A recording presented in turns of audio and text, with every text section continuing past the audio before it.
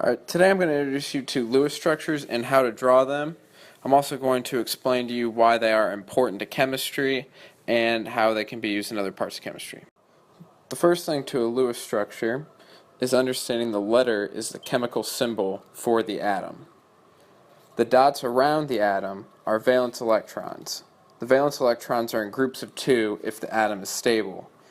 If the atom is by itself, it is looking to react with other atoms. Here you can see a water molecule.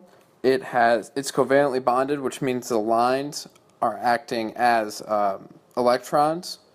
So each line is 2 electrons. So you can see the oxygen to hydrogen is 2 electrons. So that makes the hydrogen have 2 and the oxygen have 2. But with the 2 lines that the oxygen does have, that makes it 4 electrons plus the other 2 that are unpaired, which gives the oxygen 8 electrons, which means it is stable and it is covalently bonded.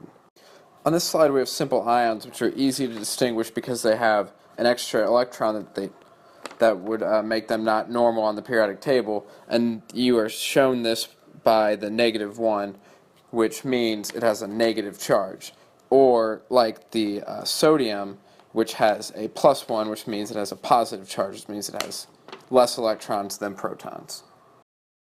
On this next slide we have an ion that is complex. It's sulfur oxide. The oxygen must form an octet in this, which pulls electrons away from the sulfur, making it a 2- charge. And this compound has covalent and an ionic bond. So in review, the most important thing about Lewis structures are knowing the bonds and the valence electrons of the atoms, and those 2 principles will be very helpful in the long run with understanding how action or reactions occur and other chemical systems.